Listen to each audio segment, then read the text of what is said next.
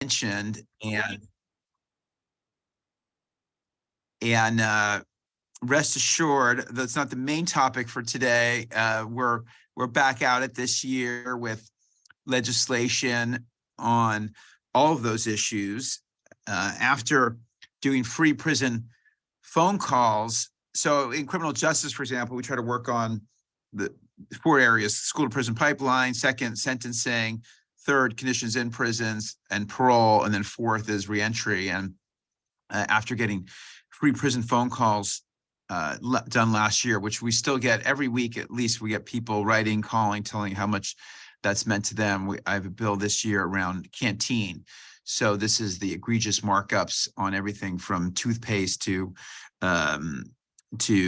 food that happens in our prisons. And we've over 1,000 letters I've gotten in support of that one. And so that really gets to the conditions piece. But I also have kind of the big bill I'm doing jointly with Nancy Skinner on parole, which is, her number one priority and part of her legacy. And we're working on it together as joint authors. And so lots going on in all those areas. But as you'd expect, climate change continues to be a top priority for me and my office. And we have 7 bills on that this year, which of course I won't go into all of them, but rest assured they're on every area of both direct emissions reductions, as well as building transmission, as well as making it easier for people who want to electrify their homes and simplify that, to carbon removal, which is something that is, I think, dawning on people, something that we do have to be talking about as well. And one person who's been very helpful to me personally, and I know to others as well, but certainly to me personally, in thinking about climate change, is Greg Lowe. And you guys know Greg as an author, and I'm sure many of you have seen or I'm sure read his book. But he also prepared a quite helpful, kind of 12 to 15 page memo for me, and really going into the causes of climate change, countries responsible. Some pieces out of Bill Gates's book, which I agree has been one of the best books on this topic. And then really getting to the basically technical solutions, as well as the economic obstacles and the incentives that we have to, that are needed here. And so I've really enjoyed those and other interactions. And so the special surprise here is I'm joining really tonight to give a special commendation, a special certificate that we have to recognize Greg for his years of thought leadership and advocacy leadership. And Helen is holding it up, but it's blurred. You got to get rid of your maybe on the black background. I don't think we can quite see it. But first, oh, there we go. Okay, so now we can see it. Let's give a round of applause.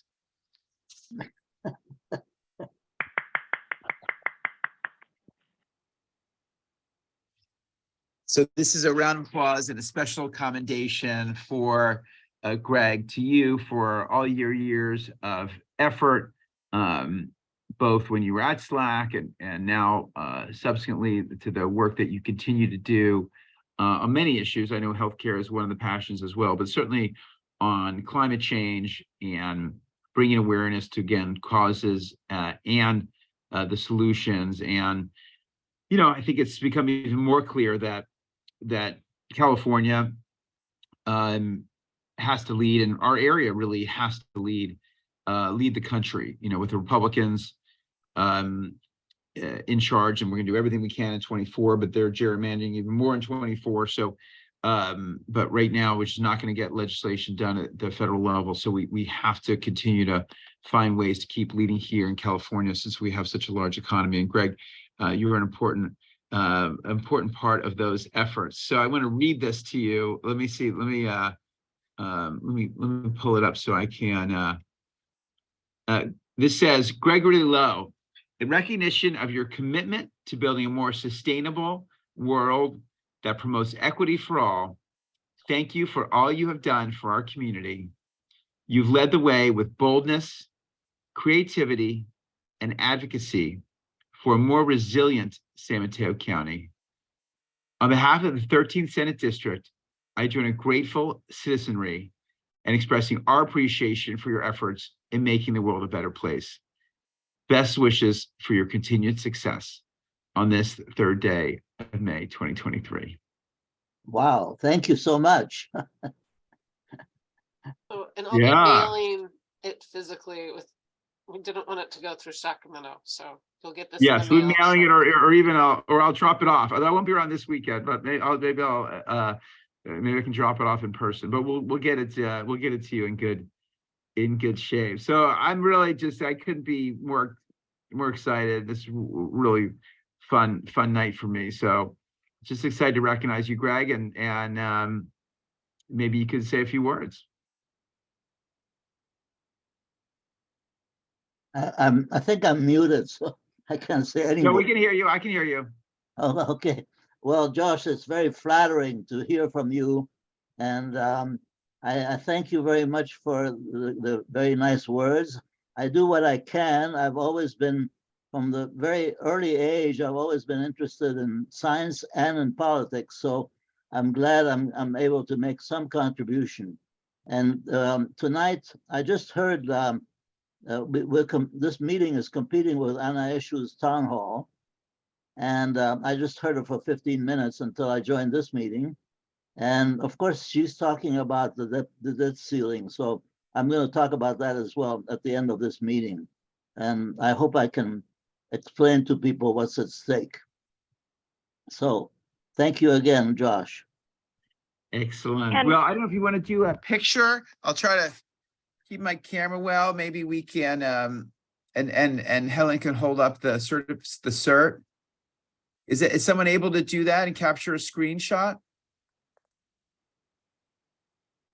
Can you spotlight the three of them? So I actually I could make you co-host, Josh, so that you could pull it on. You could share it if you'd like to on the screen. Or Helen, if you have an electronic copy, you can share it. I made you co-host. Well, I think she can just hold it up if you want to do like a picture. Okay. Yeah. But she has, in order for me to make the screen big enough for her, she needs to speak.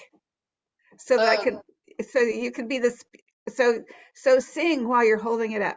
Okay, I just can't do it while I'm holding it. I'm not coordinated enough. I'll try. Hold on. Okay, I'm going to take, okay, but I have to stop talking.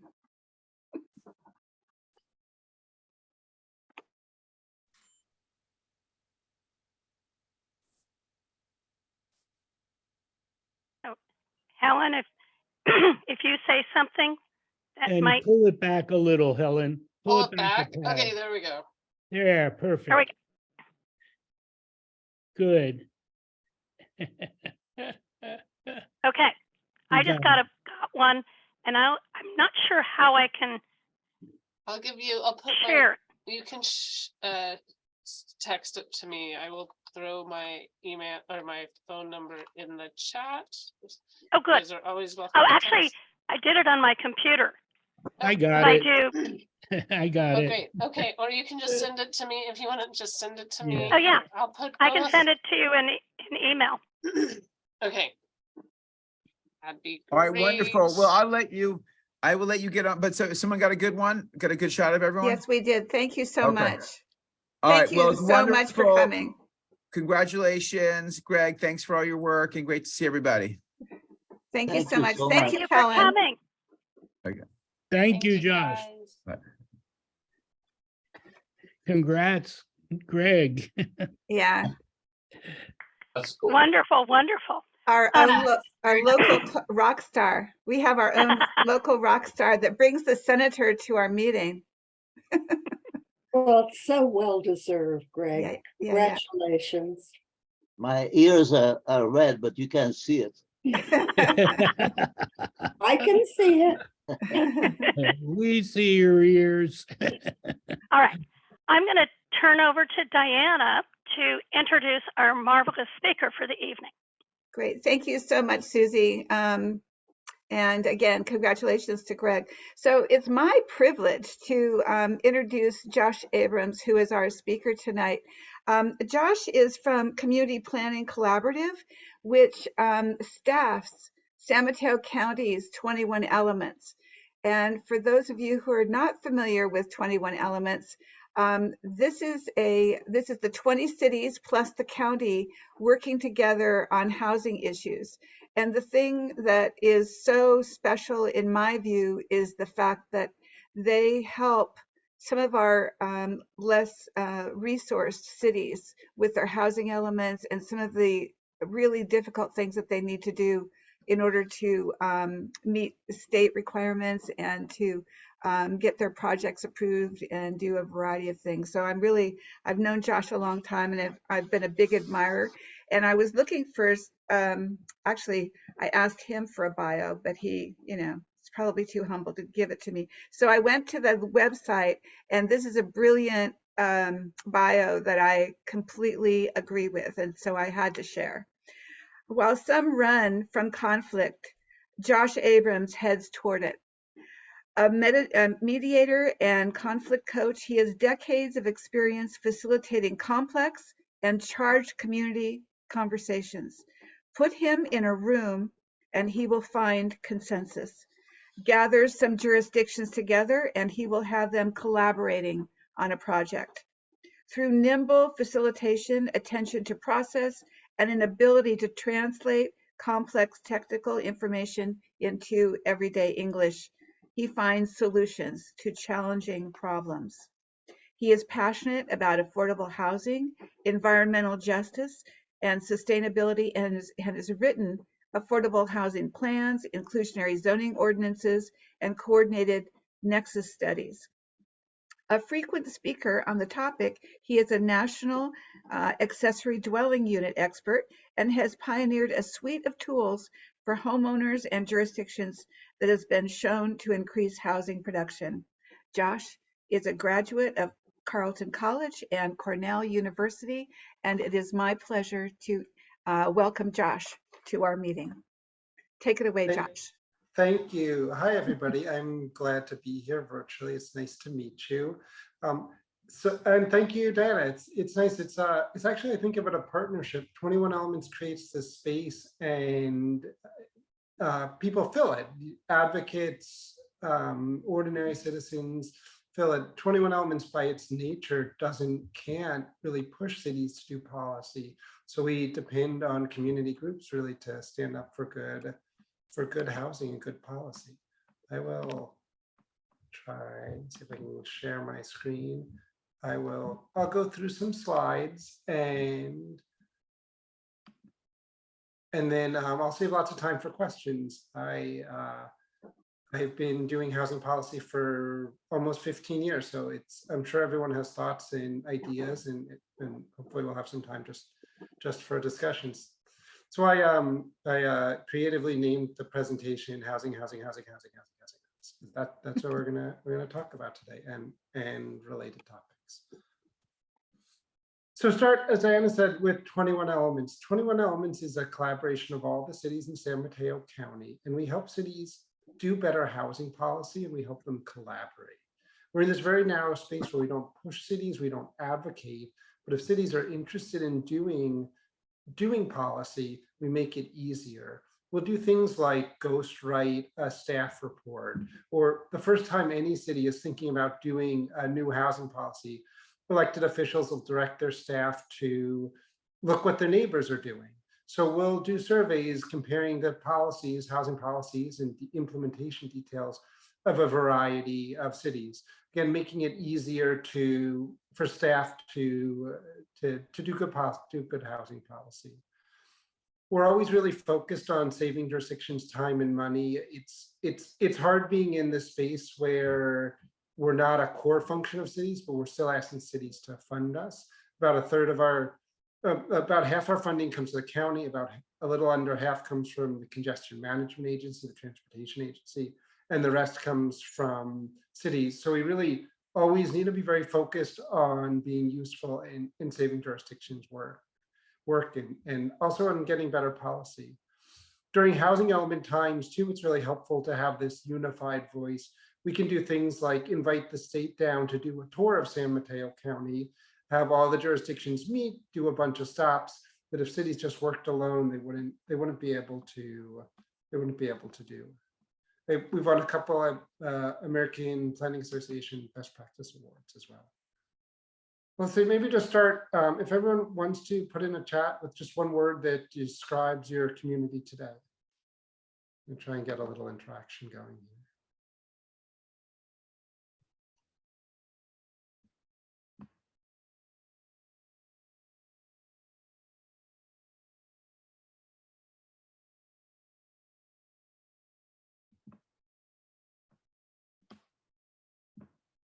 Expensive, expensive, unaffordable, friendly, enough. Right, so affordability is clearly on everyone's mind, and probably a lot of feel the same way, like you like your community too. It's friendly, and there's a lot of positives. Let's keep going. Okay, so okay, let me do a quick agenda. I'll talk about some of the basics about housing planning, talk a little about trends, needs and trends in San Mateo County, talk about the status of where cities are at in their housing element updates, some of the challenges, and then some of the opportunities. So basically, some of you will know this, my apologies, it'll be basic and it'll be new for others, but a housing element is basically a plan for housing in the community. And at its heart, it's actually a local document. It's a little unusual in that it has to be reviewed and certified by the state, but at its core, it's really identifying which areas, if there's enough housing in the community, and where new housing should go, and what are the policies and programs to make sure the cities or the towns are really meeting their housing needs. Are you getting enough housing for seniors? Is there enough low-income housing? Whatever the policies are, that's a core. That's really one of the most important parts of the housing element. It's also in this framework that cities don't create housing, they don't build housing, but they lay the groundwork for it. They put in policies in place that really let housing get done. And it's updated every 8 years. One really important part of it is a target about how much space, how much housing there should be available in a community. And that's a target set. It comes from the state, then to the region, and then each city gets its target number. Housing elements are updated every 8 years. So there's a handful of sections in a housing element. It starts by looking at the housing needs. It looks at constraints, both governmental and non-governmental constraints. A big part of it is looking at making sure there's enough sites to meet all the housing needs. A really big part, the most important part, is the action plan for cities. What are they going to do over the next 8 years? And then there's also a focus on fair housing, environmental justice, and a really big public input, community engagement component. That's actually a really strong central part of the law. So it all starts with a general plan. This is like the constitution of a local government. All cities, all towns have to have one, and that all decisions have to be consistent with the general plan. And the housing element or housing plan is one of the chapters in the general plan. There's also a safety element and a land use element, environmental justice elements. And then this, just make sure everyone knows this number we're talking about, RHNA, R-H-N-A, pronounced RHNA, is the target number of homes that each community has to make sure they have enough land zoned for. They're not really held accountable for making sure all those homes get built, but they are responsible for making sure that they zoned enough that those could be built. So the process, we hear from the public, we have policies and think about policies and programs, a whole bunch of data analysis goes into it. Eventually there's a draft housing element and a final. The state looks at both the draft and the final and determines whether or not they think it's consistent with state law. And then it's part of the general plan. And then again, the idea here is that it'll lay the foundation of the groundwork for more housing to be built in the community.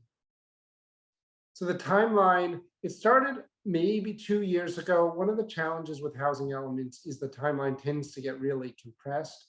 It's hard to start until you know what your RHNA or your target housing number is. And that comes about 18 months before it's due. Ideally, that could be spread out a little bit more. It started with a bunch of community engagement and then a bunch of the studies.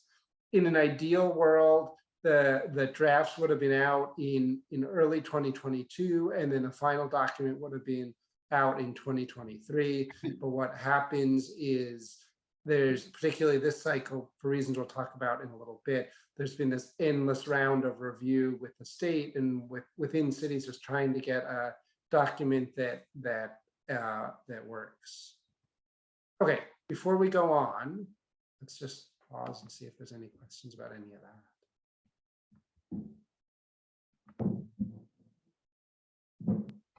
So I did ask people to mute themselves. If you have a question, please raise your hand, and I'll ask you to unmute. I don't see any questions, any raised hands yet. Bill, go ahead. Could you go back a slide or two? There was something you put up I had a question about, but it went too quickly.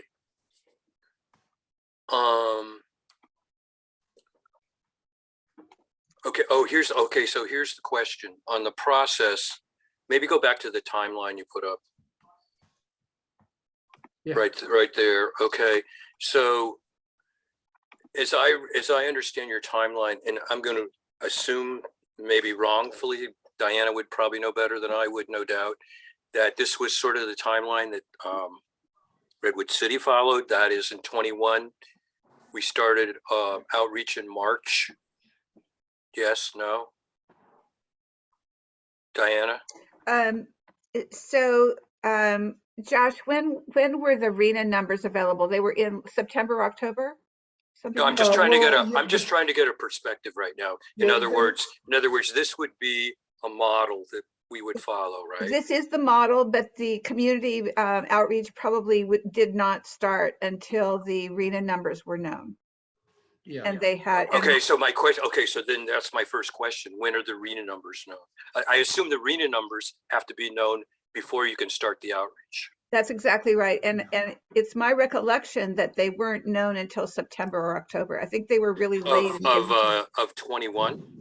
Yeah, Right. Let me get the date. The problem is also there's like pre-draft numbers and draft numbers, and it's hard. So there's like an earlier date, but it's really hard for people to take it seriously. Okay, so let me back up. Let me back up again, Josh, because to me you said something really key when you talked about RHNA, and that was simply it's the amount of housing that's needed in a given community, right? Yeah, that's It's a target. It's a target number. It's a quantified target number, right? That's right. Okay, so how is that? How do we get that? In other words, Diana says we got to have our RHNA number before we can do community outreach. Well, it seems to me you could put a number up there, but then your community outreach could certainly change that RHNA, I would think. No, the RHNA number comes from the state, but Josh, it comes from the Bay Area. RHNA numbers come to San Mateo County from it's a Bay Area number, right? Okay, so what do they? I mean, where do they come up with that? I mean, what's that based on? Hey, that's a really good question, right? So when you look at housing need, there's a couple of things. The first is what the policy wonks, what the demographic wonks call natural increase. So that's like you look at births minus deaths, or really the way I think about it is like kids graduating high school and college and needing housing for the first time minus housing that's being vacated by people. So that's the first one. The other is migration. So you look at people moving to California versus people moving away. And then the third is the third's the smallest one, but even if there was no increase because of those two, household size are getting smaller. People are delaying getting married. Seniors are living longer. So we need a more housing, even if the population didn't change. But that's not driving the equation. That's like a handful of percentage points. The those other two categories are the really driving the equation. Well, Josh, with all due respects, shouldn't things like cost of living and maybe what the affordability is in a given community, that is what's the I don't know, the dollar amount per square foot if I wanted to acquire property to build on? I would imagine that wouldn't be the same everywhere in the county. Right. So the other thing that was this year for the first time was a factor was they took into account overcrowding. But in any way, so what happens is they start on a regional level. They start on the whole ABAG region, and they say, what's the housing need over the next 8 years? And then the region had representatives from each county, and they all got together and approved a plan that said, oh, well, we don't think it makes sense to have a lot of new housing in rural areas for that's like not a good climate thing. They all came up with this plan once you had the need, that big need number of how to distribute that need to all the different cities, which took into effect. There was a lot of different factors were debated, but the primary factors that were taken into effect was transportation and access to jobs. I don't remember all the factors that in the end the committee voted to use. So perhaps it's helpful to know that ABAG gives the regional numbers. That's the 9 Bay Area counties get their RENA numbers from ABAG. And then San Mateo County cities go to their 21 Elements meeting, and they talk about what each city can what they can take. And Diana, so it was a big number. Didn't do that. We Oh, didn't you don't do that this year. You didn't the do that this time? previous cycles, San Mateo County got, but just exactly as Diana was saying, San Mateo County got a number for the whole county, and then the cities all decided among themselves what was a fair distribution. But this cycle, everyone used the ABAG numbers. Okay. Everyone did what, Josh? They just used the numbers from the Association of Bay Area Governments. Whatever ABAG assigned to their community. Right. Yeah. So whatever number ABAG gave Redwood City, that was our number. And that's right, exactly. And by ABAG, there's actually a committee. There's a committee of representatives, some elected, some practitioners. I was on it for a long time until I had a conflict and had to step off. But there was this committee that decided what to do, and then that was how ABAG decided its numbers. Other regions actually didn't have that participatory process, but that's how ABAG did it. So I don't want to interrupt Josh's presentation. Carrie, let's take your question, and then any further questions, let's put them in chat so that we don't bog Josh down anymore. Yeah. Carrie, did you have a question? Yeah, and I have to speak through Flavia's because of our. Okay, sure. Yeah, I was quite questioning what the regions are. How many regions are there? I kind of started gleaming what it was from the previous comments. So ABAG is one. Are there 12 others in the state? 42, 7? And how were those determined? ABAG already existed, but it's a statewide issue. So yeah. It's a little messy. So ABAG's a big one, and then SCAG, Southern California Association of Governments, is another big one with 100-something jurisdictions. San Diego has a regional government, Sacramento region, Monterey region, but then the rural areas don't really have. These are called COGs, or councils of government. They don't really have COGs, so there's a whole separate other process for the area. They still get their housing targets, but there's just another process for the COGs. Okay, let's go on. We'll have more time for questions. Okay, thank you. And if you have questions, put them in the chat. Thanks.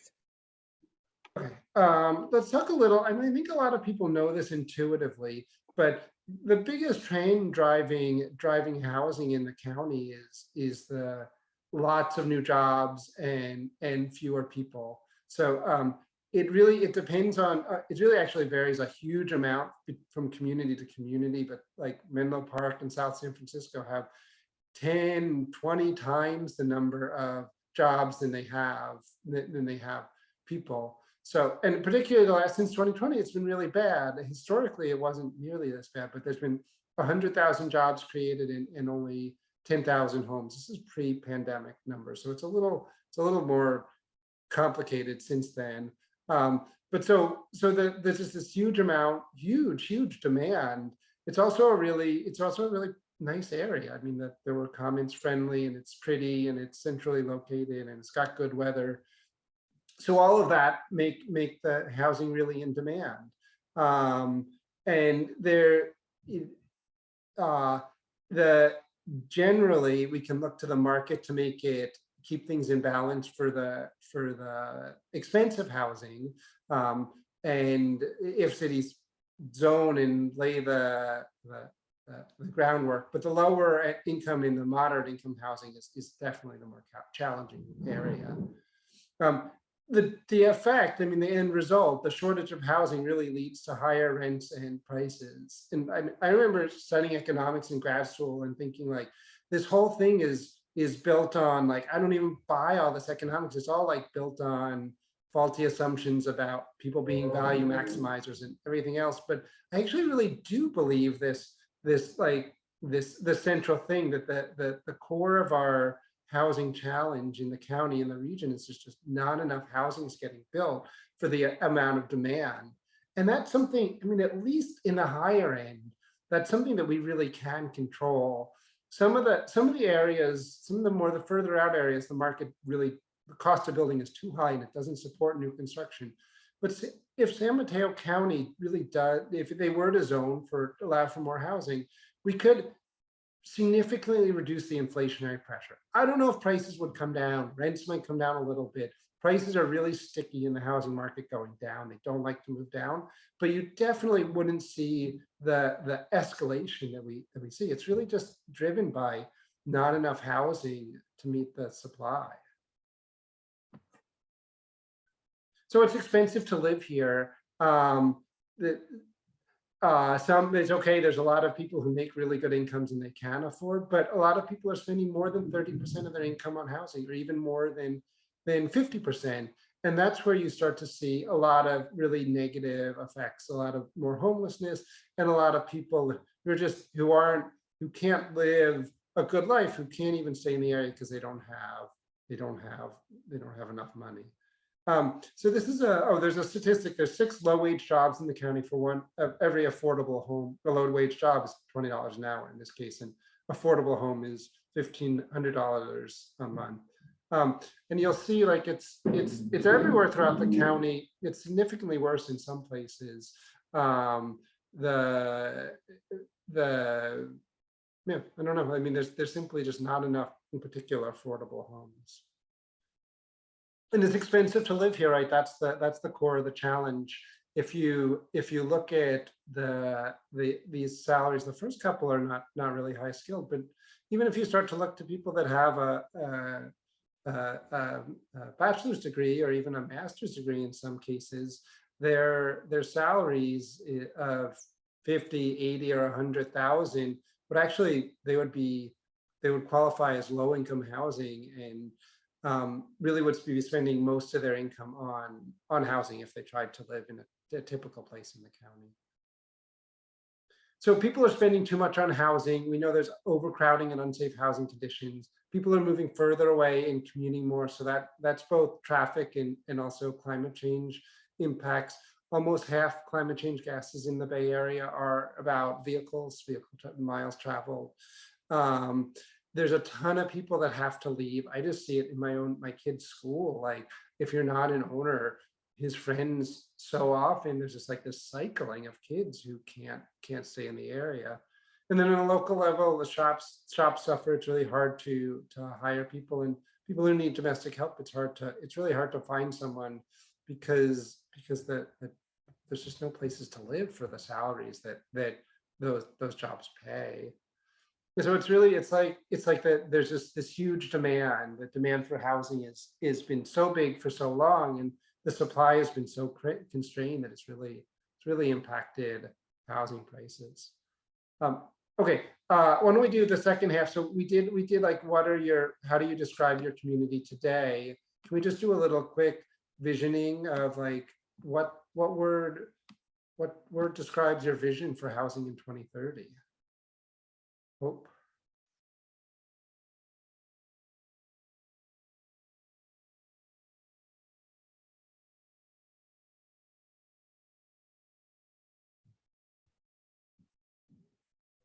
Available.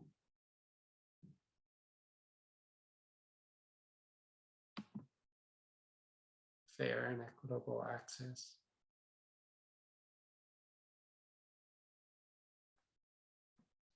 Cool. Let's keep going. All right. Well, so one thing I'm sure everyone would wants to know is like, how are cities doing about getting their housing elements approved? There's two good spots to check this out. I'll both show you the answer and then show you where you can keep tabs on your by yourself if you want to know. HCD, that's the State Department of Housing and Community Development. They update usually weekly which housing elements are certified or in compliance. And then 21 Elements. 21 Elements has this Let's Talk Housing website. Just that's the brand we use for outreach when all the cities get together to do their outreach. But we also each month have cities update where they're at in terms of their housing element. So the 21 Elements, it's Let's Talk Housing /connect. And so for each city, we have them write a little paragraph about where they're at. I think everyone knows Redwood City got certified, but other cities they're a little further behind.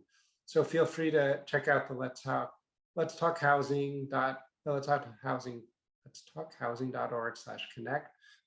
And then you can see there's a little banner that comes up top that says that you follow to find where cities are at. We'll update that actually again next week. We meet with the cities monthly. We'll update it. And then I'll just show you how to check on the state's website, because I think people are kind of interested. So I'm gonna have to change how I share my screen to do that. See if I can get this right. Okay.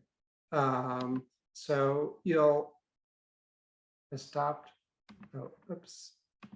Did you lose my screen, or can you see my screen? Let's try this again. Yeah, we lost you. Oh, here you go. Okay, great. So you can just Google HCD, that's the state housing element compliance report, or I don't even know if you need the report. That'll take you to this page. And then you'll get this, and it's this last one, this housing element compliance report. And what you'll want to do, we're on RENA 6, that's the current housing element cycle. So you'll choose that and probably go over here, council. Oh, this is how many councils of governments, this many, but some of them are really small. Anyway, so then you can choose ABAG and it'll tell you there's been 17 that are in compliance and 92 that are out of compliance. And then you can get the full list. You can sort by county, things like that. But then you can just know where you're doing compared to your neighbors. Right, I'm going to go back to my presentation. Oh, did I share the same screen? One sec. Screen. All right, now comes hit the right button so I don't go back to the beginning. The problem is the Zoom screen sharing thing blocks it. All right. Okay, so that's that. That's ours, and then the state. And I just say, like, okay, so you're like, oh no, the deadline was January, and we're like at 18%. If you look at the San Diego region, their deadline was like April 2021. They're okay. One challenge we'll talk about in a second is that the RENA numbers have shot up in a lot of regions, but not in the San Diego region. Their RENA number barely went up, and they're at 58% certified. If you look at the Bay Area, it's the deadline was much more recent.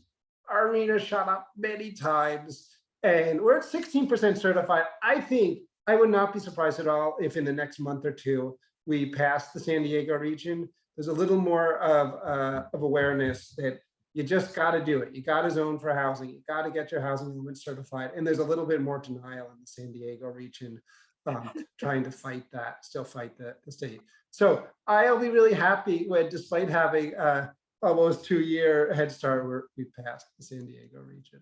I mean, not the 60% is great, but there's a lot of challenges we'll talk about. Or why is life so hard for housing planners? I mean, so the short answer, the really short answer, we had our crack team of graphic designers and communicators work on this, but basically the RENA numbers are getting really big, and then the available sites are getting really small. And this kind of downplays the situation. It's kind of a little more like this, like RENA numbers have shot up to several 100%, and there's just so many more limited sites. Well, not just limited sites, but sites that count for the housing element. So you can see what happened. Actually, there was somewhere, I think the change happened here. There was a change in state law that started better accounting for overcrowding, and that it caused everyone's numbers to shoot up. Okay, so that's been challenging because it's been really hard to get housing elements certified, but it's actually been really good in a way for housing production. Like a lot of cities have really had to rezone and take sites much more seriously. Before the numbers doubled 2.5 times in size, they used to just kind of say, oh, look, we have enough housing. But now it's much more, they really have had, a lot of cities have had to rezone or make a promise to rezone. So 6 rules about why it is really so hard, why the certification percentages is so small. The first is large sites, small sites, and non-vacant sites are all facing a ton of scrutiny. There's a new state law newish state law that says if there's already a use on that site, then you have to have a lot of evidence, a preponderance evidence, a majority of evidence to overcome the presumption that the site nothing will be built on the site. So you'll have a ton of sites out there conceivably, but just not enough evidence to actually prove that the sites are likely to have housing built. This is in response to cities for many cycles putting on really low quality sites that had no chance of ever getting built. And advocates got so tired, so frustrated with that they put in this standard in state law that now cities have to follow that makes it really hard to justify your sites. Like basically each site you want to include almost has to have a paragraph or an analysis showing why it's likely. There's also challenges reusing sites. Advocates hated that sites stayed from site RENA 4 to 5 to 6 and never got built on. So each time the housing element got updated every 8 years, the same sites were there. So now there's this real limits on reusing sites. Vacant sites, those rules about vacant sites, HCD calls everything a non-vacant site. They don't let you, it's really hard because you even if there's a parking lot, which most people would think of as a vacant site, they'll make you do this extra analysis proving that it's likely to redevelop. It's also true, rule 4, that many sites have been used. A lot of the easy logical sites for housing have already been taken. We talked about the RENA number, this housing target number being 200% higher, but this, because of a change in law, it actually needs to be a buffer now. So it actually needs to be another 20% beyond what that number is. And that's because if you make a prediction about what will happen on a site and it doesn't happen, you can be in trouble if you don't have a buffer. And then the other place where a lot of cities are getting caught up is there's all these new rules about fair housing. How do you advance fair housing? How do you make sure it's a place where you're not inadvertently discriminating or intentionally discriminating on people based on race, gender, age, any of the categories? And all of these fair housing rules are really new and really hard to understand how to apply, and particularly while you're doing the housing, actually writing the housing element. So what happens to go? So here's the RENA numbers for all the cities. There's a lot of variation, but also cities vary a lot in size. There was intention to give the wealthier cities with jobs more housing. And then, so just this is Redwood City's site inventory, where they show that each site is likely to develop. Each one of these is a potential site. And then what you have to do is you have to list each individual site, the address, the parcel number, and then a bunch of information on it. And then at the very minimum, like a little sentence that says a property owner expressed interest, property owner called, the leases are up on all these properties, all these storefronts. So you probably have to do that here, as well as some bigger analysis that's kind of talking about, oh, this is a small sites. This is one hard to, this one only got in. Usually it's really hard to get small sites in, but here, because the owner has finished an application relatively recently, it got counted. But you have to pretty much document and show, overcome this assumption that each site is not likely to develop. I'm simplifying a little bit, but that's one of the reasons it's so hard. If you have arena of a couple thousand, that's going to be hundreds and hundreds of sites, and no one has the staff resources to go through and talk to each one of those landlords and be like, hey, what are your plans? Or even to like document all of the existing conditions in those 500 plus sites that might be eligible housing sites. But to be fair, that's the advocates really fought hard for that law, because they wanted these to be high quality sites that were likely to develop, so the housing need really got met. But this is one of the big reasons why it's so hard to get housing elements approved this cycle, because the HCD, the state, will keep saying, well, prove those sites, prove you have enough sites, prove those sites are likely to develop. And then cities have to keep adding more sites if they can't prove it, or documenting why those sites are likely. There's other reasons too. The fair housing rules are hard. There's a whole bunch of things, but the sites inventory is driving a lot of the delay. There's also huge staffing challenges. 21 Elements is collaborative. Like, it really only functions because I can have a relationship with jurisdiction staff. No one will come to meetings or take advantage of our services if they don't know me, and if they don't know 21 Elements. So we spend a lot of time just making sure we have good relations with the jurisdiction staff, so they'll use the technical assistance we're providing. And because this housing element cycle has been so brutal, has been so hard, there's been so much public pushback, there's so much work to be done. A ton of staff have left their job. This is 2 emails I got in one day. I sent after being told people left their jobs. Hillsborough just lost their city manager, director of planning, and HR director. And Colma, the staff in Colma, the very same day, like while I was writing this email, was like, I'm leaving my job. You'll have to start working with someone else. I'm just gonna stop sharing for a second as well. Switch views. So we have we have our master contact list, and I'll share my screen again.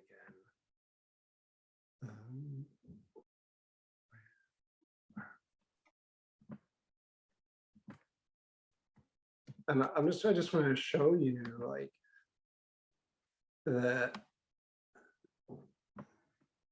where's our history? Okay. So this is just like version history.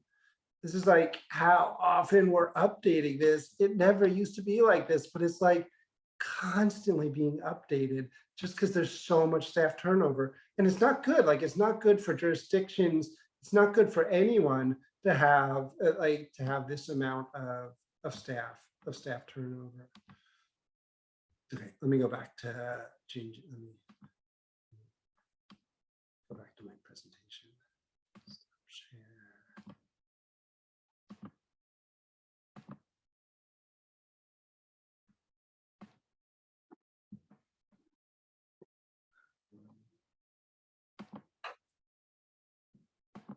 Okay, good. It's sharing right, correctly, right?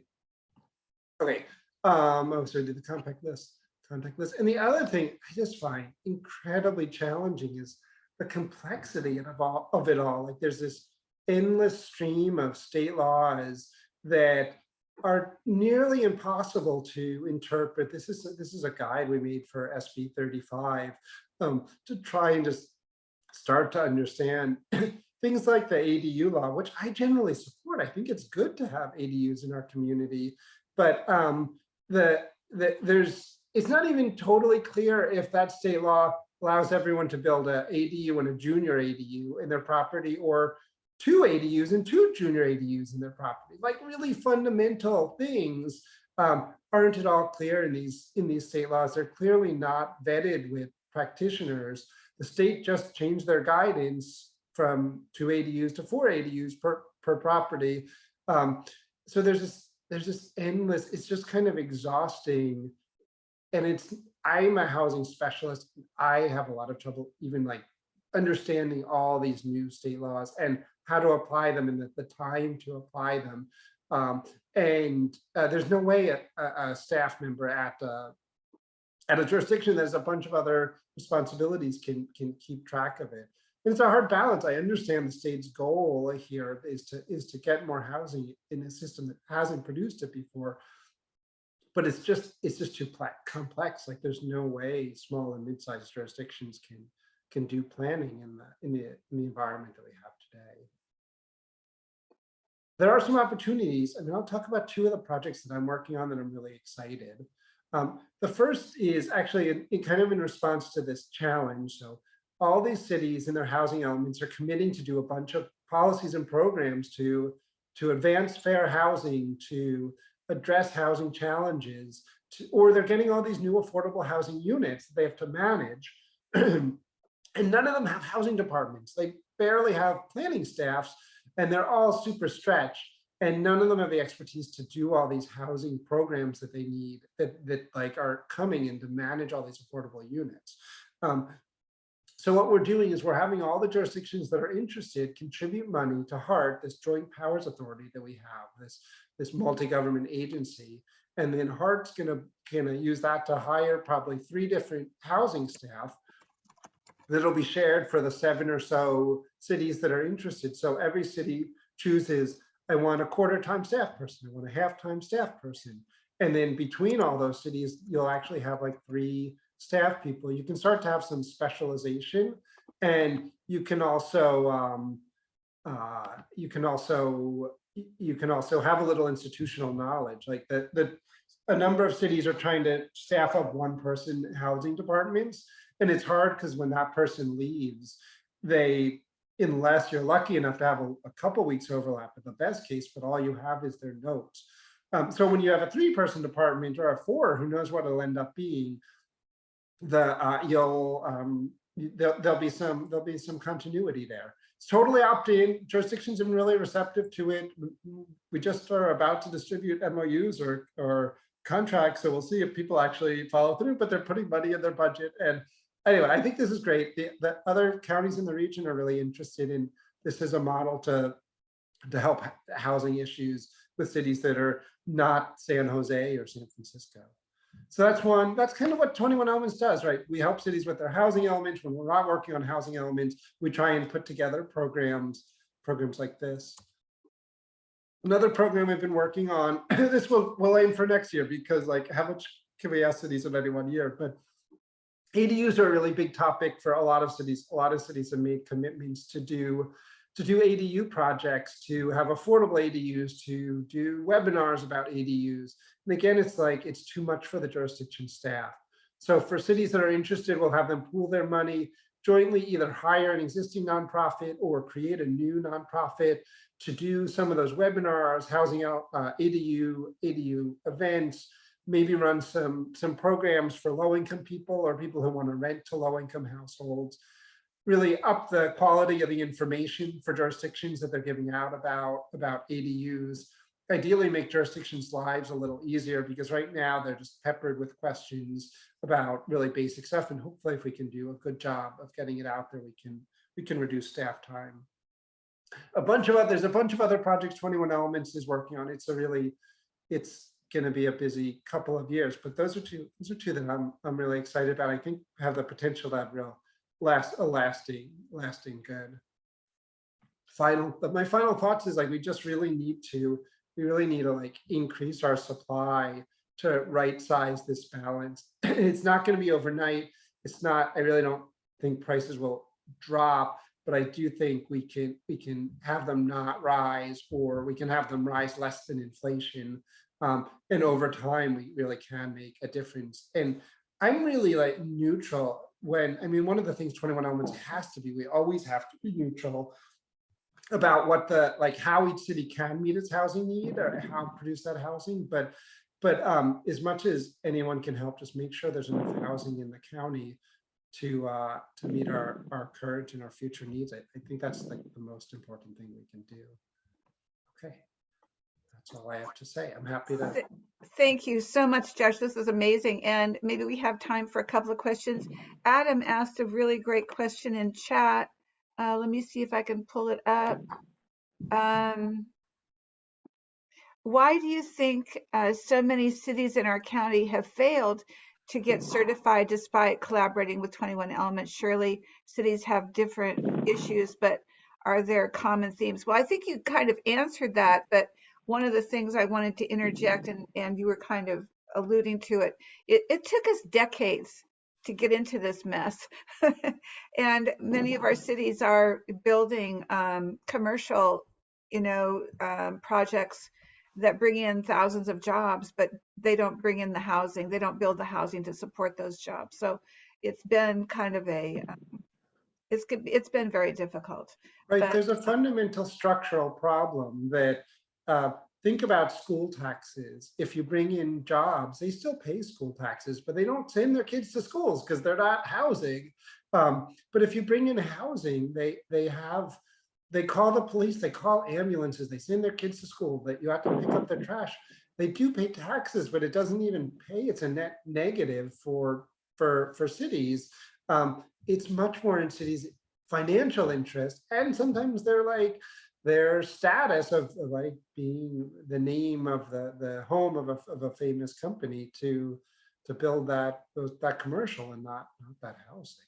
sure, yeah, and just before taking Adam, just to make the point that we housing advocates had been going after the state HCD to be more strict with the cities, because they were given these goals, these arena goals, every 8 years, 7 or 8 years. And many of them built the housing, but not in the affordability levels that they should have in order to meet the needs of their cities. And so now they've got this hammer that they're using with the cities. And it's hard for those cities that historically were not creating enough housing at the affordability levels that they needed. So just to interject that. Yeah, Adam. Thank you. Yes, I agree that some of Joshua's presentation did illuminate some of the challenges for sure in this cycle, particularly. I guess I thought I would try to tweak the question a little and ask maybe if Joshua or perhaps Diana or others in the room know, what about Redwood City's housing element allowed it to get certified whilst the others are still going through iterations? Thank you. Redwood City's been historically pretty housing tolerant. I mean, their downtown has issues, but their old downtown had issues. That they built a ton of housing. They have a ton more housing coming in. If you even just look at the number of housing units that are pipeline, means like approved housing or proposed housing or under construction housing. If you look at pipeline projects, they have a ton of housing there. So I think realistically, they just zoned. They had already zoned, and they committed to zone more for housing, so they have space for it. We also agreed to build 150 times the RENA numbers that were given to us, so that was pretty impressive to HCD. So it's been tough. It's been tough for the cities, and we had a very enthusiastic housing staff. And to Josh's point, many of our cities do not have the staff that we have and San Mateo has a good housing staff too, but not all the cities have the housing staff that we have. And we were down to one person in the last couple of months, and it was kind of scary. But I'm, accolades to Lynn Lancaster. She carried the ball by herself the last few months, and I'm really proud of her. Yeah, Bill, you have a question, and then we really have to move on. I know we got carried away here. You're muted. You're muted, Bill. So Josh, thank you for great presentation. A lot of this stuff I already knew, but some of this stuff was new information, and appreciate that. What I feel like hasn't been said, and I don't know if this is an elephant in the room or not, Josh, but from everything I know and can see, we have a number of communities within San Mateo County that are just, I think, in my opinion, flat out refusing to even comply with or respect the housing element.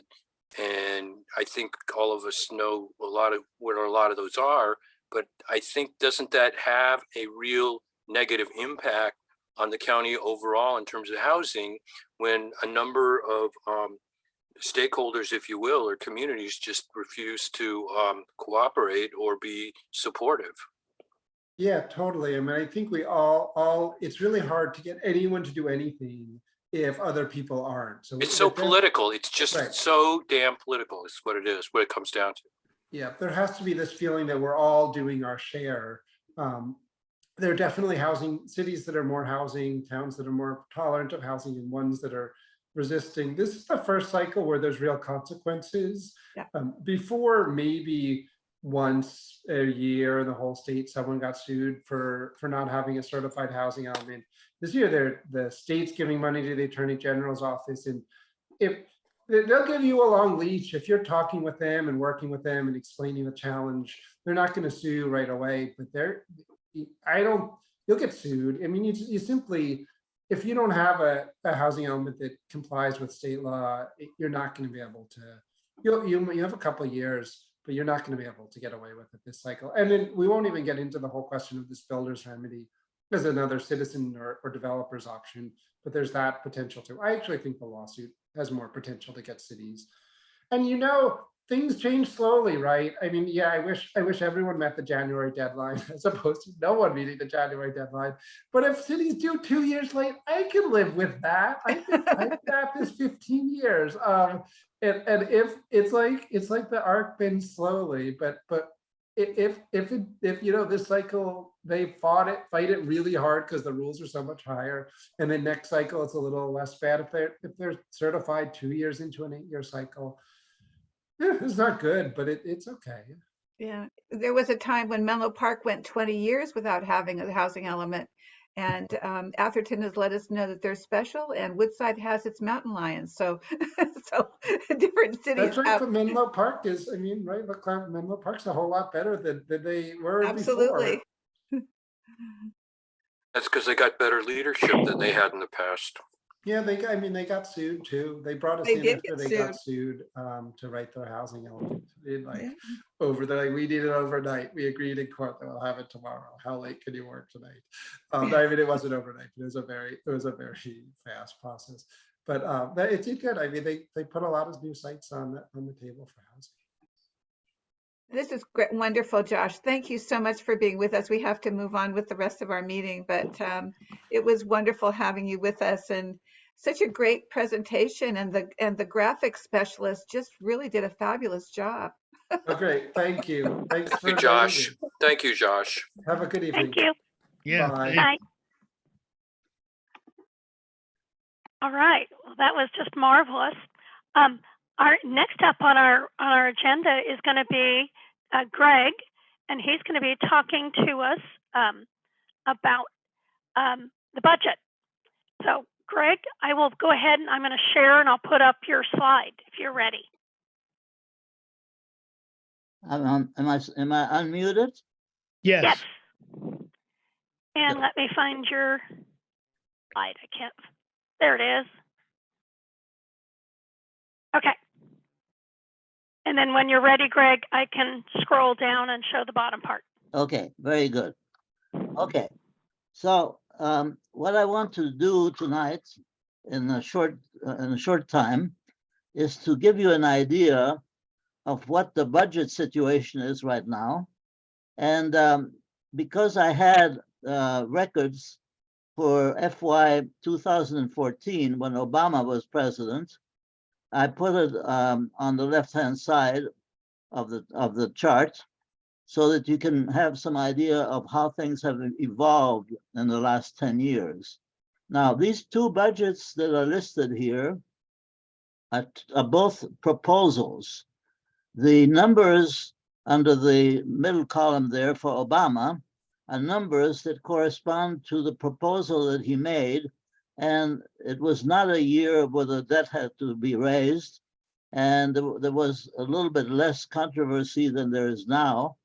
And so after a few months after he proposed this budget, it was approved with minor changes, which I didn't even record there because they were small. The budget that Joe Biden presented now is unfinished business, as you know, because it has to be approved and it's not going to be easy.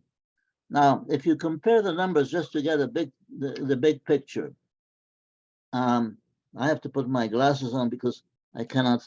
Is it possible to make the screen print any bigger? Well, that has to be done by you guys because I can do it on my computer, but I can't do it for you. That's what I kind of tried to do, was make it as big as I could.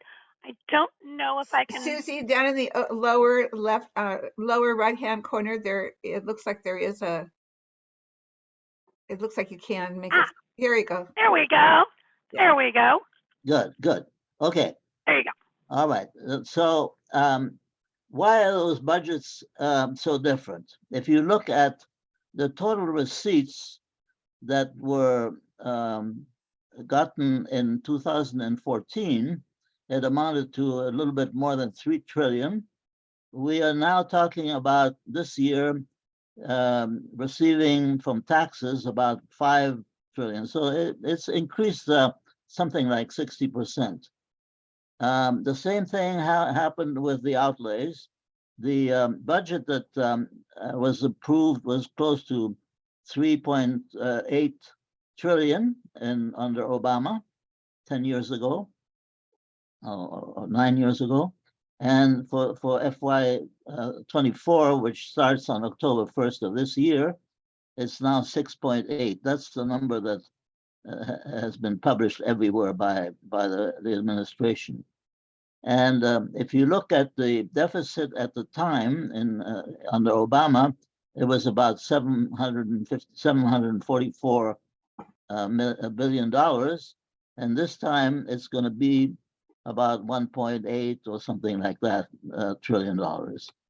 So this is all comparing these numbers to the GDP. The GDP at that time was about $17 trillion, and now it's about 10 trillion. It's 27 trillion dollars in next year, starting next year.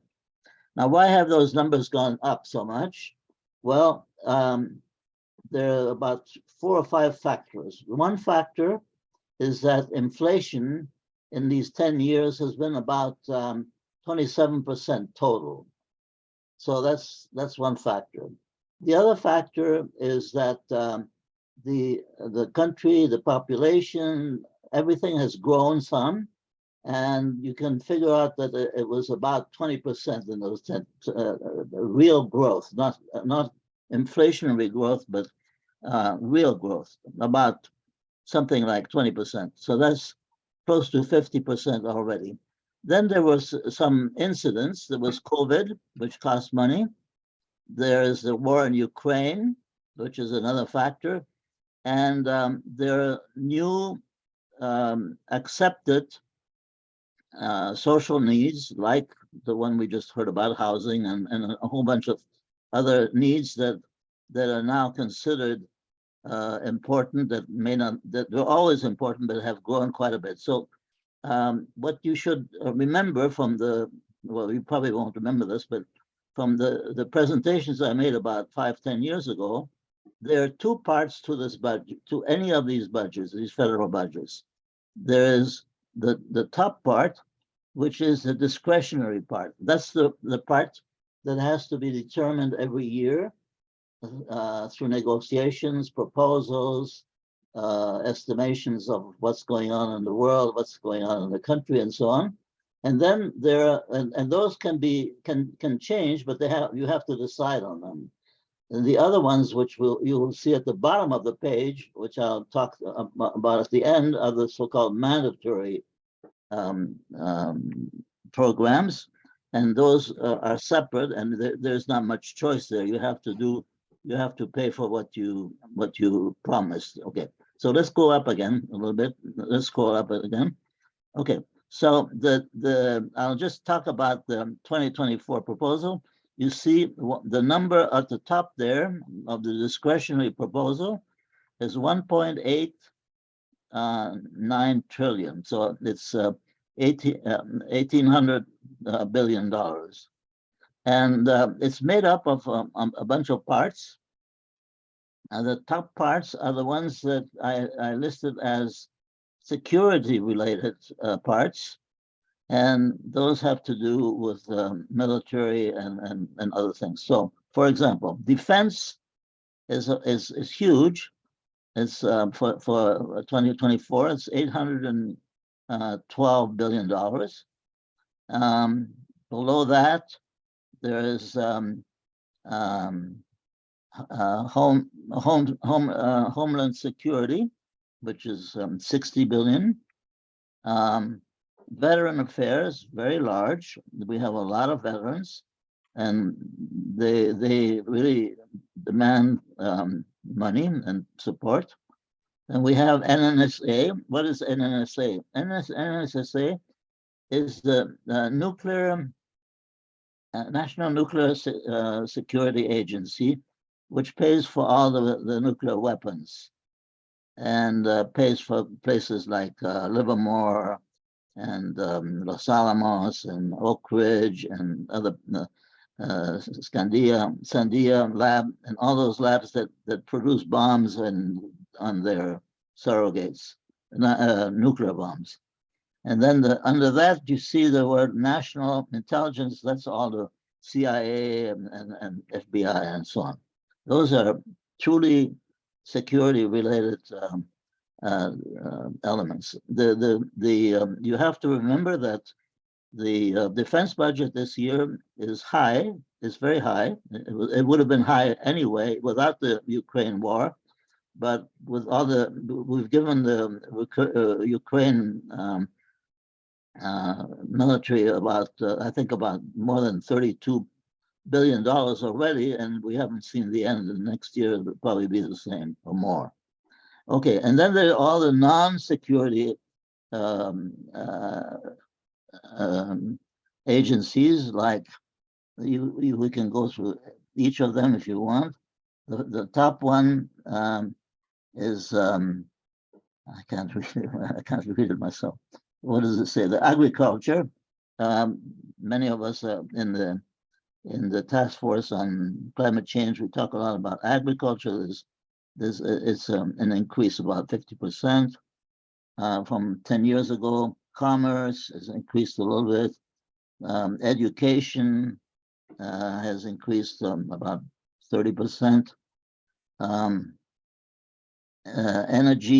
Energy is everything that has to do with the non-nuclear labs like SLAC and Brookhaven and Fermilab and so on, and everything else that's being done for climate change. HHS and HUD.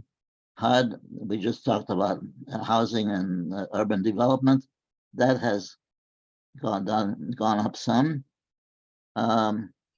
Justice Department. I'm sorry, I'm gonna turn on this phone. HUD, we just talked about that. And Justice, Labor Department, Transportation, and then the Treasury Department, the EPA. You can see those numbers. I don't want to go into every one of them because I'm going to run out of time. The NSF, various research departments of the government. Now let's go down to the mandatory. It is the Republicans always point out that the mandatory programs are much larger than the discretionary ones, and that's true, but that's the way it is. So the total mandatory programs are almost $4 trillion. So you see, it's a large fraction of the total. So, and it's more than 60% of the total. And what is included in those? Well, all kinds of things that are dear to our hearts.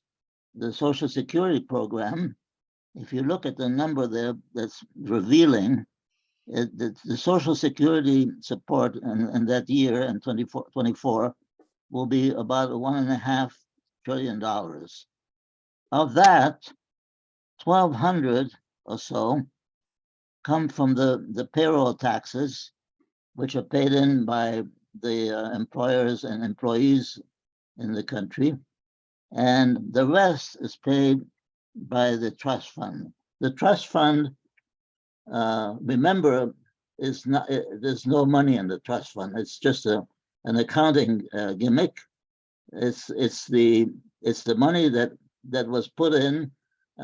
We have to thank Mr. Greenspan because he's the one who set the percentages that are raised on payroll more than 30 years ago. And there was, at the time, these programs, both Medicare and Social Security, were not making enough money, so he increased the percentages that are raised from payroll. And so a lot of money was put into those boxes, more than was needed. And so what the government did when they got this money from the payroll taxes, it paid for other stuff, completely different things like labor or military or whatever it was needed. It paid out of those surpluses, and it put a bond in that box, in that trust fund, and to acknowledge the fact that that box had been raided for something else. And so the money accumulated, and the money that accumulated was very large. And in the case of the Social Security Trust Fund right now, it still has about $2.4 trillion. That's why it's not going to expire for 10 years. And so every year, about 1/10 of that is taken out. But actually, it's not taken out of the trust fund because the trust fund has no money in it. It has zero money in it. It just has a piece of paper, an IOU in it.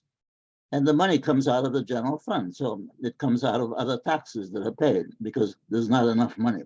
But it's still the life of the Social Security program with that trust fund is still 10 years. Now, if you go to the next line, up a little bit, Susie. Okay, if you go to the next line, the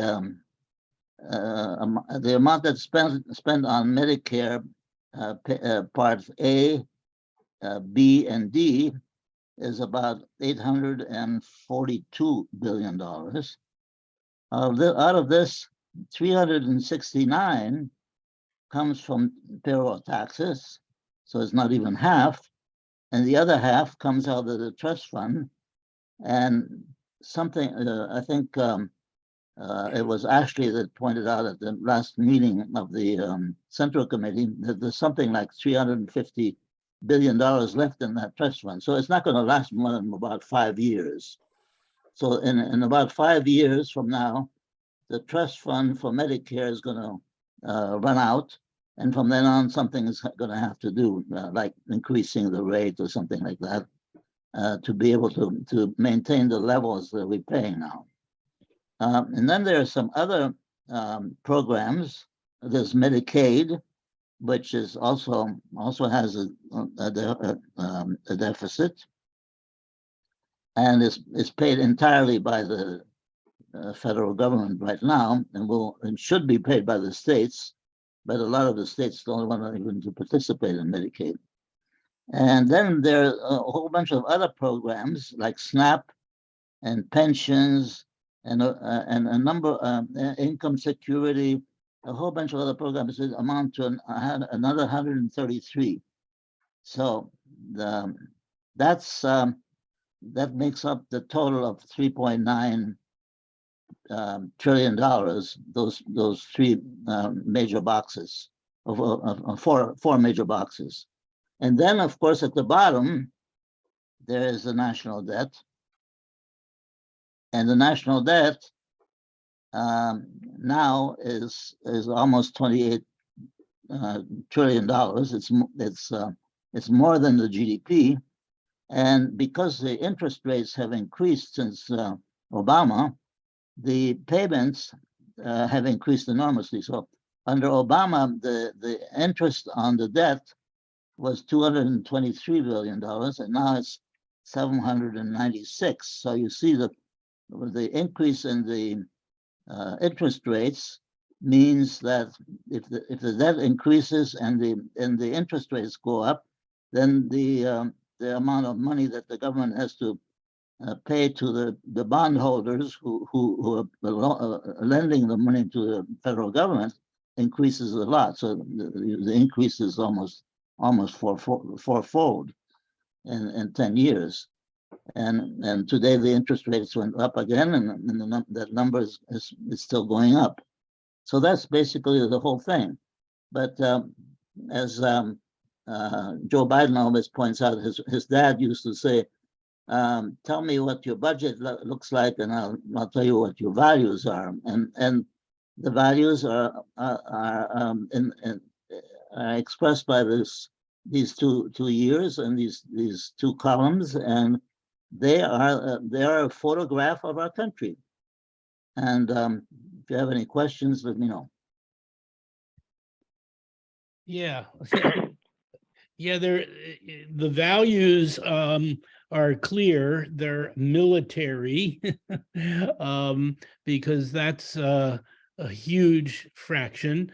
And then another thing that jumps out is that the budget for justice has more than doubled. Not a single other one, as far as I can tell, has gotten close to being increased so much. Why in the heck is the justice budget so high? I think I'm not quite sure, but I think the FBI has something to do with it. That sounds secret. And then there's a blank line up at the top. What is that? Yeah, the blank line has to do with the following. Good catch. In under Obama, when we were still fighting in Afghanistan and in Iraq and so on, they didn't want to show that the budget was increasing so much, so they divided the defense budget into two parts: the part that's arming the country and the part that sends operations abroad. Okay. And so the 91 that was under Obama, the 91 number of 91 billion was the cost of the Iraq and then the ISIS war and so on. In this year, we're not sending operations abroad because we're not counting the money that we're sending to Ukraine. So there's only one line, but the one line has increased quite a bit, as you say. It has increased from 526 to 842, and it's a number that's way too high. But right now, as I say, a lot of at least $30 billion is going to Ukraine, and I must say that I'm not against it. I'm against all the other numbers, but I'm not. I'm very concerned, for example, about the fact that we haven't decreased the number of nuclear weapons, but with Putin doing what he's doing, it's a bad moment to try to do it.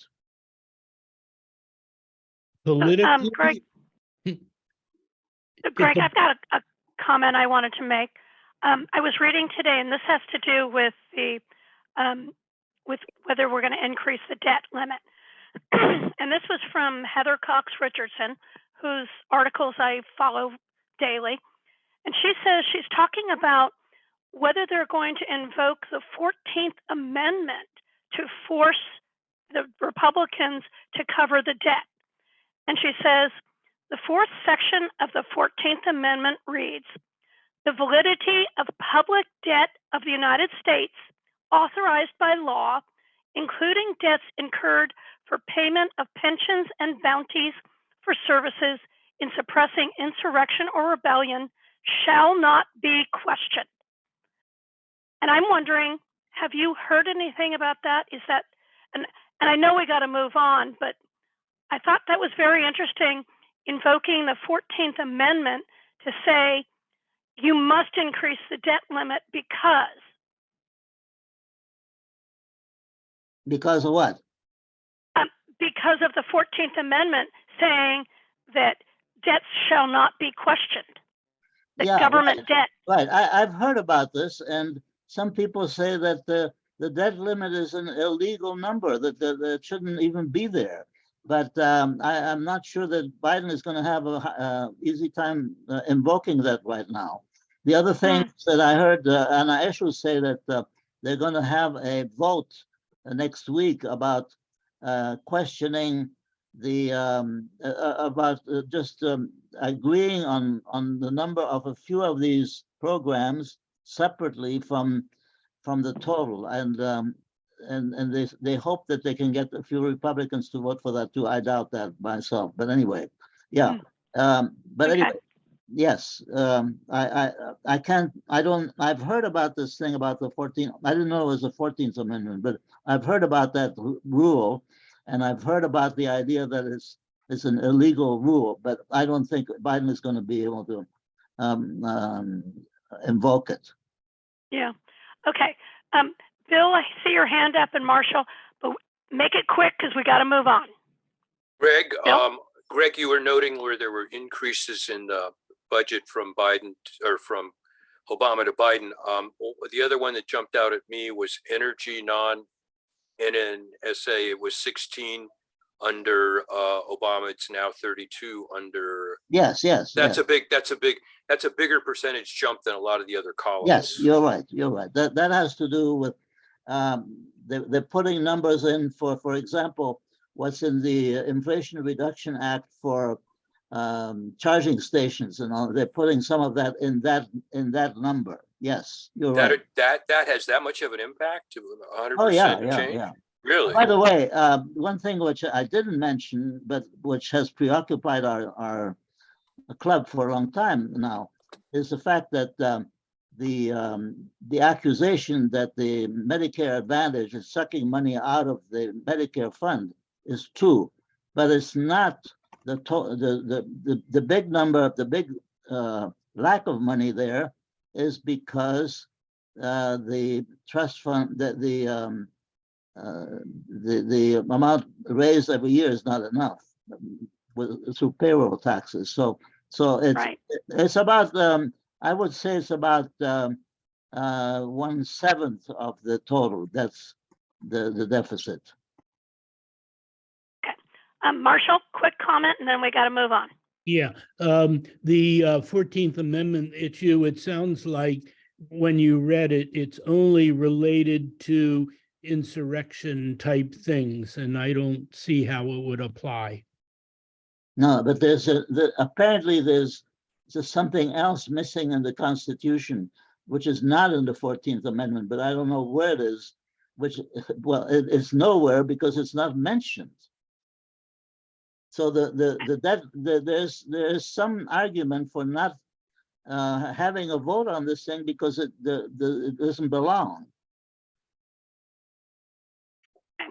All right. That I could. Thank you.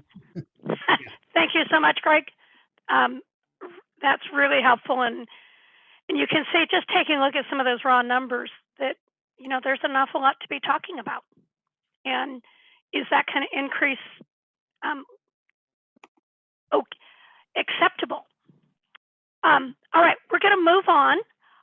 Our next is going to be we're going to be talking about membership, and I'm going to bring this up for Casey and let you talk. Am I unmuted? Yes, you're good. Okay, so I have just 3 numbers for you to remember. which is not, I don't have a huge chart. And May is the month where we renew our membership. And this wonderful chart has suddenly shown up. Individual rates are staying, the rates are staying the same this year. For an individual, $30, household, $50, student, senior over 60, unemployed or on disability, $15. The easiest way to pay is to go to the website, smcdfa.org, pay with a credit card. If you like the old fashioned way, feel free to mail me a check made out to SMC DFA. And the information is there. It's also on our website. May is the month. If it gets to be June 1st, then unfortunately you're no longer a member in good standing. And I know that everyone wants to be that. Thank you. And I'm just going to add, donations are gratefully accepted. So Yes. Especially if you're writing a check or you're paying online, you can add a little. And Flavia, I see. Well, the good thing about the club, one of the, we've had very few expenses this year because usually our biggest expense is the cost of renting a place for our meetings. And we haven't had that now for a while. So the club is in good financial shape, but donations are still appreciated. All right, and Flavia, you got your hand up. Yes, I also wanted to say that you could pay via PayPal also through the website. You just have to read for it a little bit more carefully. So that's a different method than paying with a credit card. That's it. Okay, thank you. All right, Bill? Wanted to ask, I don't know if it's you, Susie, or Casey or anybody else, you know, given the discussions that we've had recently in the past, I guess maybe in the org meetings, I don't know, about trying to go, what's the word, by Zoom or something, both remote and in person, and we're talking about increased costs there. Is that something that we need to consider, maybe increasing our membership fees a little bit to help support that? Well, that's something where we are planning to go hybrid, which means we're going to be investing in some technology, a camera, probably new microphones. So yes, that's where, if you'd like to donate a little extra, that's probably where any extra funds will be going. So that's a great point, Bill, and I appreciate you adding that. Okay, let's head on to the next item on our agenda. We have a resolution, and I'll go ahead and put this up. And this came out of our meeting last month. And let's see, can we? There we go. How about that? Okay.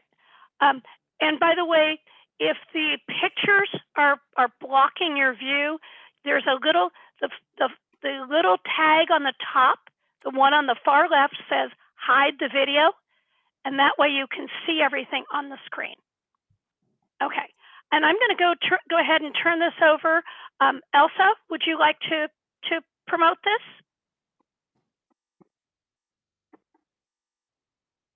Elsa, are you there? Elsa, if you're still on your phone, *9 will get you unmuted.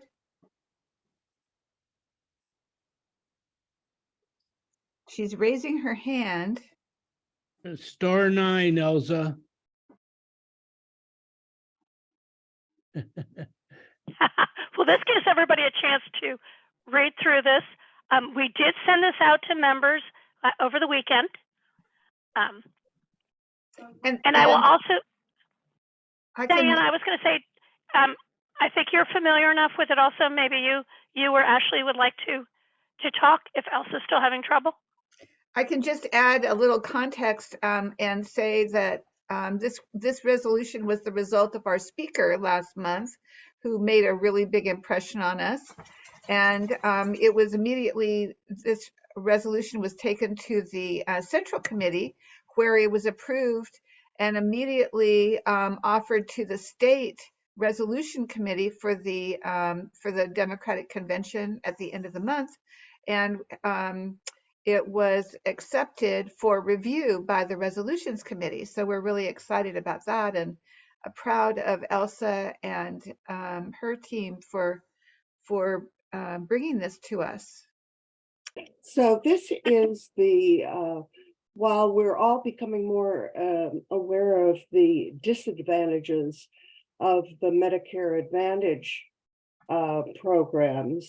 plans, ACO REACH is the one they've been working on, and was supposed to, it was first developed, of course, by the Trump administration. And this is the one that raises the amount, the percentage of healthcare dollars that can go to administration and profit, where Medicare administrative costs are 2% of each healthcare dollar. ACO REACH would raise it to 40% of each dollar could go to the administration and profit. And another really bad thing about ACO REACH is that a person in basic Medicare could be put into this without their knowledge or permission, where at least with the Advantage plans, you choose to join. You see their elaborate commercials and you join unwittingly join on your own. But with ACO REACH, you would not know you had been put into it until it was too late. So when the Biden administration came in and saw what was going on, they put a hold on it, and they're looking at it. So this is an excellent time for us to make people aware of it, because it is still in the planning stages. So we want to raise our voices and be very clear about how bad this is. So let me just add that Elsa would like to say something. She is still on here. I don't have the capacity for unmuting her. She has to unmute herself. I know, but *9 raises her hand. It doesn't unmute her. Star 6, do star 6. There Star she 6. is. Oh, okay. Try *6, Elsa. Sorry about that.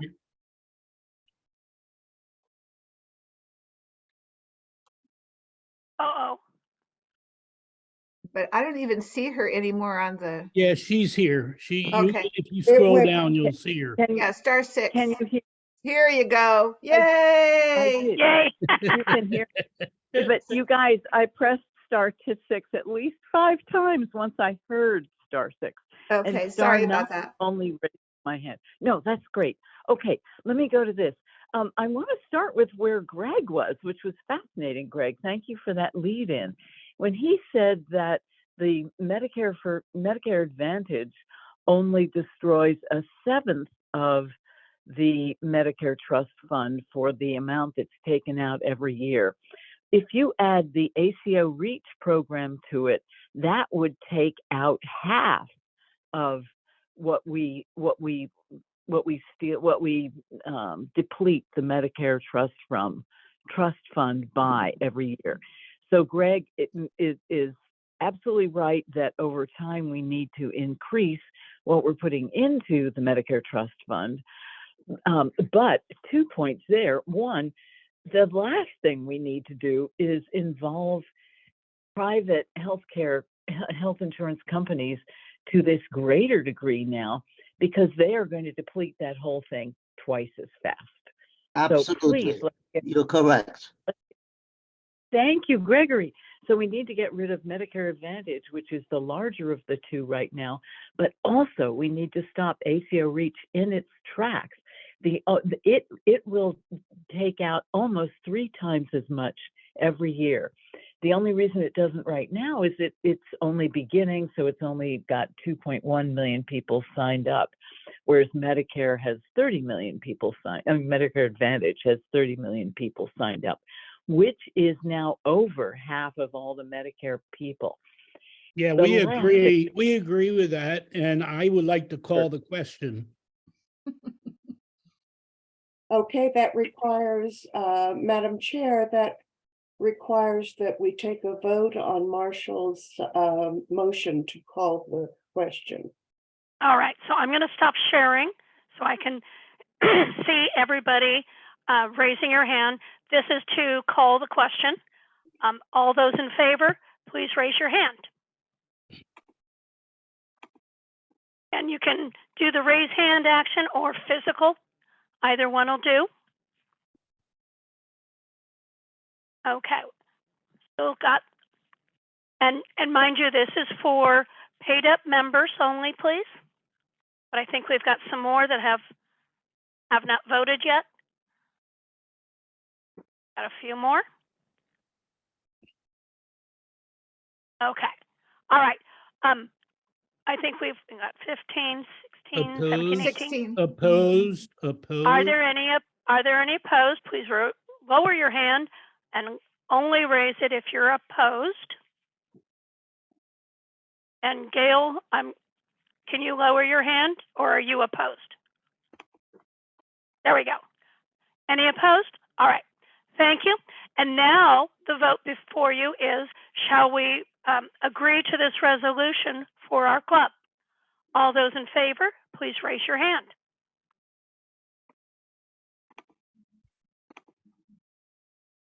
Okay, doke. Okay. Okay. All right. Thank you very much. Is there, lower your hand, and is there anyone opposing?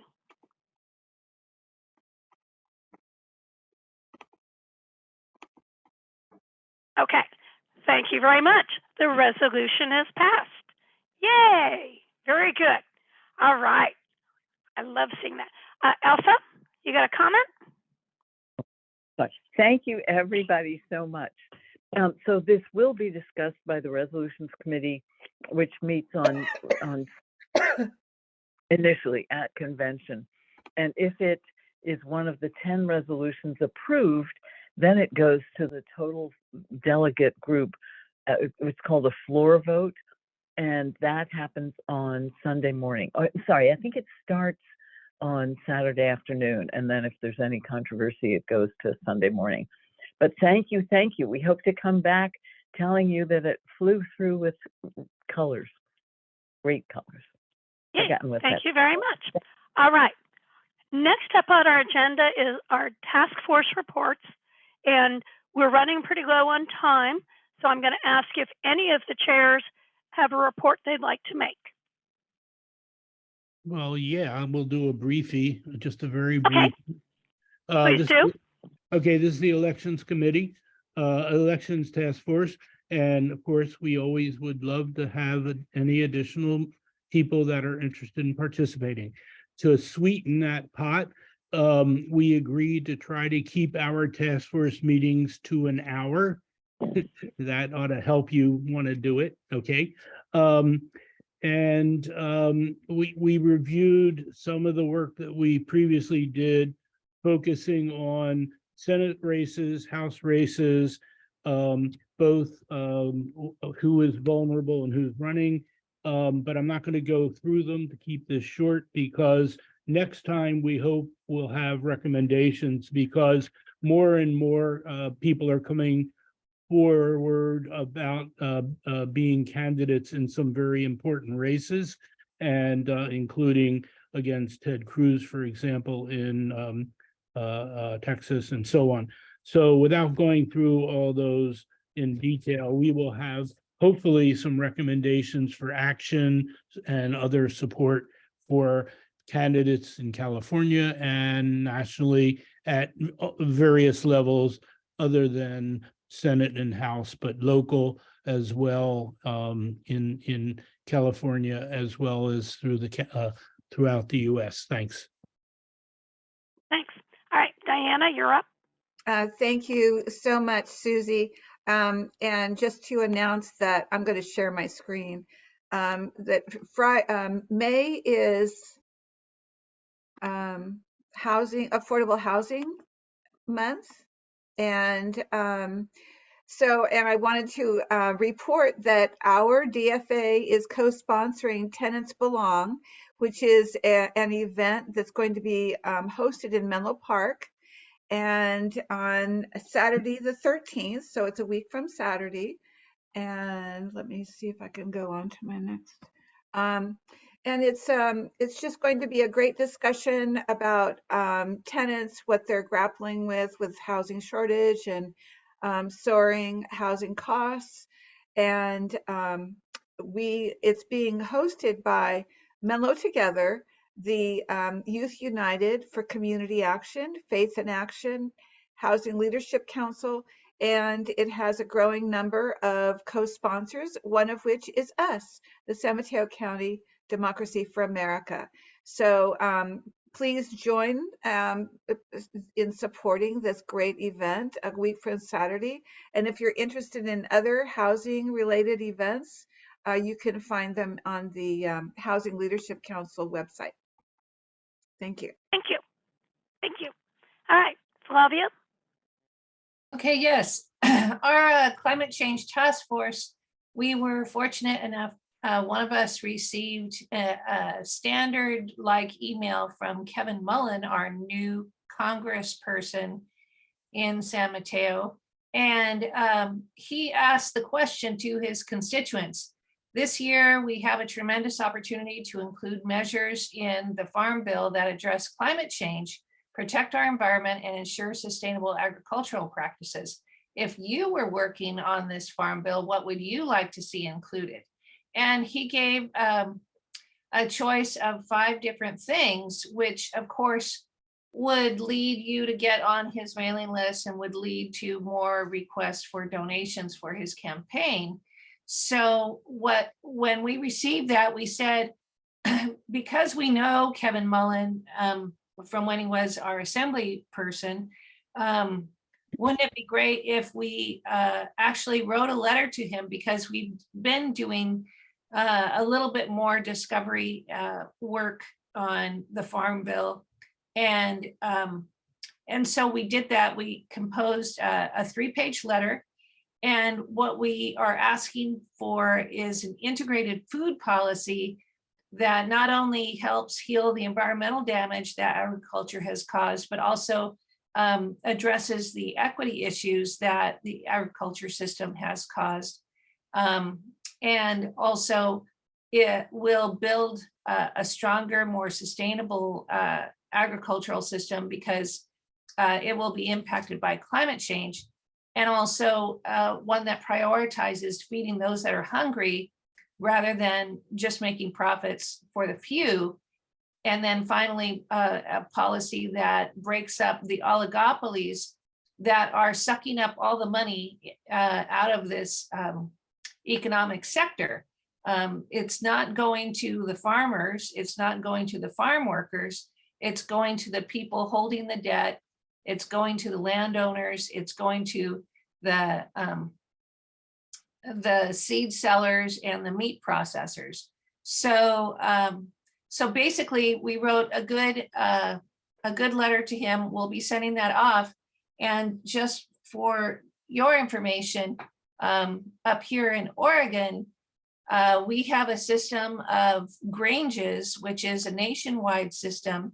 And because of this information I had on hand and the pending state grange convention, I was able to compose a resolution similar to the format that you guys have seen about the Farm Bill. And I'll be hopefully submitting that resolution up to the state level granges to be disseminated throughout Oregon to the other granges. So I'll share that with you guys, but I just wrote it today, but I'll share it with you later on. And it's probably too late to adapt the resolution for the statewide California convention, but it would have been lovely to see something like that go forward, and maybe for the future, we could be a little bit more in tune to agricultural issues on a timely basis. Okay, that's it. Thank you. All right, Gail, you're muted. Just want to remind everybody that the meeting of the Social Justice Task Force is Friday the 12th at 7 p.m. I guess Diana will manage the Zoom, I hope, and be our cheerful host. Thank you. Thank you. All right, Ashley? All right, I just want to add to the Social Justice Task Force report the information that the resolution that we passed, I think it was back in February, about expanding rooftop solar and battery storage. After we passed it, Diana and I took it to the Central Committee and they passed it. And then some other people saw it and got interested in it. And so we also have approval from Region 6 or support from Region 6 and Region 7 of the California Democratic Party. And also the Alameda Central Committee picked it up and they have submitted it as a resolution. And then the LA County Central Committee picked it up and they have also submitted it. So these three, at least three resolutions, almost identical, have been submitted to the Resolutions Committee. So I think we have a good chance on that one. We'll keep you posted. Yay. All right, and Greg? Yes, I just wanted to tell you about something I forgot in my budget description, which was very important. The reason the deficit increased so much in the last few years is completely because of Trump, because he is the one who decreased the business tax on profits and the billionaire tax and created a huge deficit for 2.5 years in a row. So if you wonder why the Justice Department has to have a bigger budget, it's because we have to take care of Trump. Another So true, thing so of true. his. All right, and Elsa, I saw your hand up. You're muted. Sorry, it's There- muted now. Good. Oh, thank you so much. Flavia, brilliant letter. Let's get it through the DCC and then through as a resolution and then through, let DCC relationships with other counties get it through theirs. And then you're in position to get it through through the California Democratic Party. More power to you.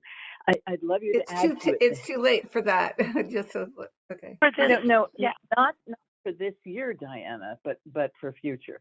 Yeah. I know it's in a 5-year bill, but it's not going to be, it's still going to be an issue. They 7 out of the 7 acres we plant in the Midwest, 6 go to corn syrup. That's not nutritious for the American public, but we're really good at eating all that stuff. And you're right, April 26th was the deadline for resolutions. One quick other thing on the healthcare we talked about before. As Greg said, we need more money going into it. And that's because we, the baby boomers, have now been being retired, and we are a larger population than the younger people who are putting money into the Medicare Trust Fund. So it will be they, our children, who get to put that more money in, and we can just hope that it sure does come. The 2 other healthcare updates I'd like to give are that on May 16th, coming up in 2 weeks, the Medicare for All bill is going to be introduced in both the House, this is federally, in the Senate by Bernie Sanders, And in the House by Pramila Jayapal, of all fabulous people. They're going to be introduced on the same day. We do not have these looming other bills, so many huge ones of which were recently passed in the last 2 years.